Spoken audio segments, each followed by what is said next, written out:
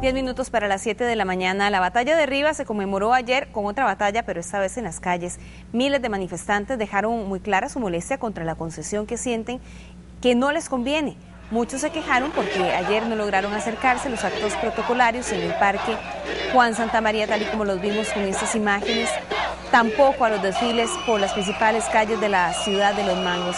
Además, los policías frenaron el avance de los manifestantes contra la concesión de la ruta San José-San Ramón. Ellos tenían la intención de darle la espalda a la presidenta Chinchilla ayer durante su discurso en el Parque Juan Santamaría, pero una maniobra policial impidió que se pudieran acercar. Aún así, el descontento quedó más claro con pancartas y con sus consignas.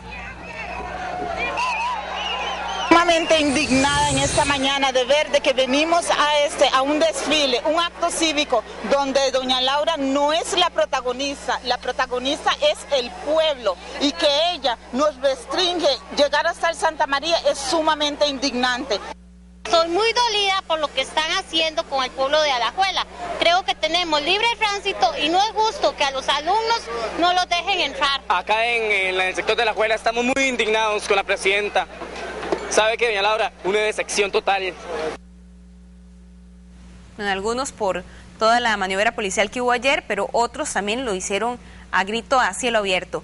No quieren que la empresa OAS amplíe y administre la carretera San Ramón-San José. No quieren pagar peajes de 4.000 colones ida y vuelta. Pero la concesión ya está dada, incluso tiene el visto bueno de la Contraloría. La pregunta aquí es, ¿se puede dar marcha atrás? ¿Habría consecuencias para el país? Esta mañana invitamos al licenciado en Derecho Público, a don Alberto Rodríguez, quien además ha estudiado a fondo la concesión, todos los documentos que hay detrás, y nos viene a ampliar el tema. Muy buenos días.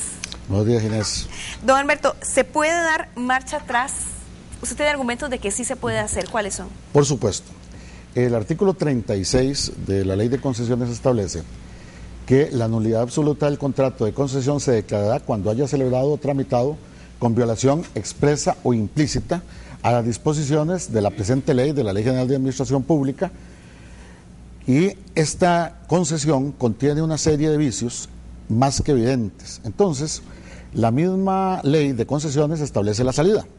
La nulidad absoluta, cuando fuera evidente y manifiesta, deberá de declararse de oficio sin necesidad de recurrir al proceso de lesividad que señala la ley reguladora de la jurisdicción contenciosa administrativa. ¿Eso cómo se traduce? Se traduce muy fácil. Simplemente la presidenta y su señor ministro de Transportes declaran la nulidad del contrato. Así de fácil. Así de sencillo. Así como de si sencillo. no hubiera pasado nada. Como si no hubiera pasado nada. ¿Por qué? Porque técnicamente, y si ahora me permiten explicar el asunto, este contrato de concesión no tiene valor legal alguno, no existe jurídicamente. Por los vicios. Por los vicios de nulidad. Ahora, muy bien, la nulidad no solo puede ser declarada desde ese punto de vista, puede declararla un tribunal contencioso administrativo o eventualmente con la denuncia que yo presenté al Ministerio Público, si se demostrara en un proceso penal la asociación ilícita por actos ilícitos que hubieran realizado algunos funcionarios públicos en connivencia con la empresa. Pero ya eso sería declaraciones en sentencia firme. Ahora, muy bien, ¿por qué esta concesión es imposible jurídicamente? Es imposible jurídicamente porque el artículo 6 de la Ley de Caminos Públicos señala, se declara de utilidad pública la faja de terreno que ocupa la carretera interamericana entre las fronteras con Panamá y Nicaragua con un ancho de 50 metros. El artículo 5 de la Ley de Concesiones señala que no se puede dar en concesión una obra pública con limitación al libre tránsito, a la salud, a la educación, una serie de aspectos ahí. Ahora, en primer caso, no existen vías alternas para otorgar esa concesión. Más bien, la Bernardo Soto es la vía alterna de la carretera que va de San José a Caldera. Las demás carreteras que la administración, el señor ministro y sus ingenieros estiman como carreteras alternas, son aquellos trillos que llamo yo del aguacate, el camino por dentro, como decimos los de campo, que vamos de San José por Alajuela y Heredia y damos vuelta por un lado y duramos horas para llegar. Ajá. Eso no son vías alternas. Una vía alterna es aquella que permita el flujo vehicular de manera expedita, razonablemente, ¿verdad? Y que pueda absorber y que pueda ser utilizado por los ciudadanos en condiciones normales de tránsito de manera alterna sin recurrir a pagar el peaje. En este caso no tenemos vías alternas, no existen vías alternas. Y la vía alterna, en mi criterio, de la carretera que va a Caldera es la Bernardo Soto. Consecuentemente, si esa carretera se concesiona, sería también imposible la concesión de la carretera Caldera. Es decir, es algo tan evidente que no soporta el mínimo análisis. Ahora bien, siguiendo con el tema de que la carretera interamericana, de la cual ocupa la General Cañas, y la carretera Bernardo Soto, parte de esa interamericana que conecta las dos fronteras, que es estratégica para el país, señala también el artículo 5 de la Ley de Concesiones. Tampoco puede darse en concesión las obras que sean fundamentales para el resguardo de la soberanía o de la seguridad de la nación. ¿Qué es más importante para la soberanía y el resguardo de la nación que la carretera interamericana? ¿Ah? Entonces simplemente no se puede concesionar. Hay varios argumentos, pero usted nos acaba de dar dos. Uno es lo de que no hay rutas alternas y la otra es lo de interamericana. Se han también hablado de otros, por ejemplo, que no recibió el visto bueno de la Asamblea Legislativa, el tema de lo de el costo de los peajes, que sería muy alto. Está el tema también de la cercanía que hubo con el ministro del MOP, con la empresa UAS previo a que él ocupara el puesto y que hubo ahí un pago por una asesoría. ¿Cuál de esos argumentos cree usted que es el de mayor peso para poder decir esta carretera no debe ir, o esta concesión no debe ir, más bien?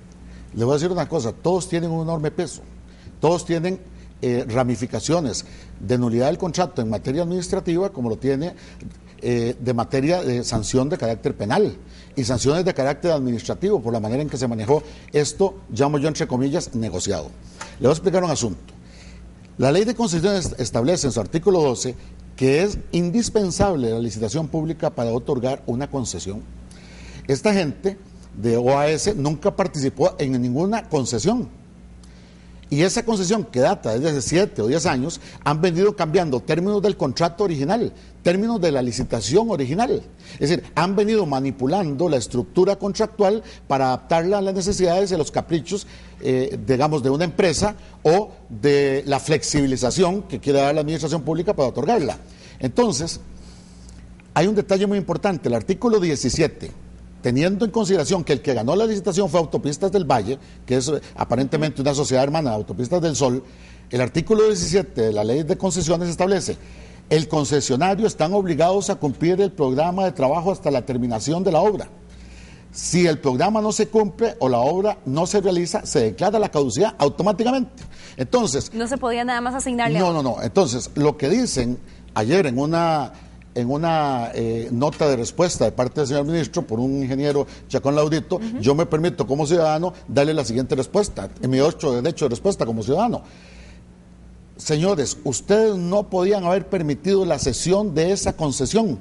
¿Por qué? Porque ustedes no tenían derecho a autorizar el pago de $30 millones por una obra que nunca inició, y que ustedes no pueden justificar ningún pago porque simplemente se establece la caducidad y no hay ninguna responsabilidad para el Estado de daños y perjuicios aunque no cumplió. Ustedes simplemente mantuvieron artificialmente una concesión para ahora entregársela a esta empresa brasileña o a esa. Esto produce dos cosas. Primero, un enriquecimiento sin causa para Autopistas del Valle y un pago indebido, autorizado, patrocinado, ¿verdad?, con defensa a ultranza de funcionarios nacionales de ese pago que realizó AES, quien no tenía por qué pagar eso. Entonces simplemente esto está amañado, esto está absolutamente nulo, es caduco, no se soporta a sí mismo, ¿verdad? Ahora, muy bien, varios políticos, y a esto quiero referirme, han señalado que se puede como reestructurar la concesión. Eso es materialmente imposible. El artículo 36 de la Ley de Concesión establece: el acto contrato absolutamente nulo no se puede arreglar a derecho, ni por saneamiento, ni por convalidación. Eso lo entiende cualquiera, es decir, simplemente está muerto jurídicamente. En relación a los otros puntos, que usted señala muy bien, ¿por qué el contrato es evidentemente manifiesto, nulo, abusivo, que viola principios hasta de derecho del consumidor? Es decir, es una conculcación de derechos civiles que ayer se manifestó por la población, porque la población lo siente. Lo siguiente: primero, se trasladan los peajes automáticamente. se aumentan incrementos de tarifas del 15 al 70%, ¿verdad? ¿Por qué? No por acción de la administración, sino por acción del concesionario. Eso lo hace absolutamente nulo, no soporta ningún análisis jurídico, es decir, cualquier abogado le puede decir que eso es nulo. Ahora, muy bien, las tarifas, como usted bien señala, no fueron aprobadas por ADECEP. ¿Por qué? Porque si las hubieran presentado a ADECEP, esas tarifas hubieran sido rechazadas por cualquier funcionario de ADECEP con tres dedos de frente. ¿Ok? Ahora, muy bien. Hay un estudio muy interesante del licenciado Zagot Rodríguez, que es un especialista en Derecho Ambiental, que determinó que los estudios de impacto ambiental están caducos, prescritos, están extemporáneos, es decir, pertenecen a una época pasada, no tiene ninguna relación con la contratación actual. ¿Por qué? Porque la han venido modificando de una licitación original, ¿verdad? Que a mí me parece que es absolutamente ilícita. Y tiene eso que investigarlo el Ministerio Público, por eso la denuncia que eventualmente yo presenté. Don Alberto, una consulta, ¿alguno de esos trámites tendría algún costo para el país? Se lo pregunto porque ya incluso tiene el visto bueno de la Contraloría. Entonces, lo que ha dicho el gobierno es que no se pueden echar para atrás porque habría que pagar una millonada a la empresa UAS. Bueno, los que tendrían que pagar una millonada aquí serían los que concurrieron al acto.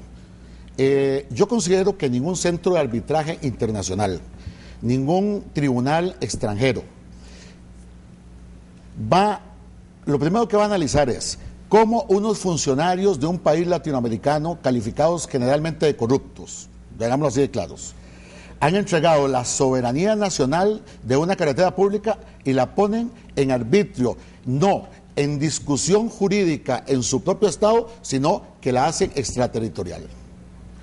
Ahora, muy bien, confeccionan un contrato abusivo, violando derechos ciudadanos y del consumidor, que es muy importante. Y si van más bien a los tribunales americanos, lo que van a recibir es un reclamo, porque sobre eso existe, y sobre debido proceso, resoluciones de la Corte Suprema de Estados Unidos que establece que los actos corruptos no pueden ser amparados. Y esto es un acto que absolutamente está viciado de nulidad y es muy fácil de explicar, no necesita mucho. Es decir, vea usted que es tan fácil de explicar que el mismo pueblo lo siente. Y no se puede sanear ni se puede modificar porque la ley no lo permite.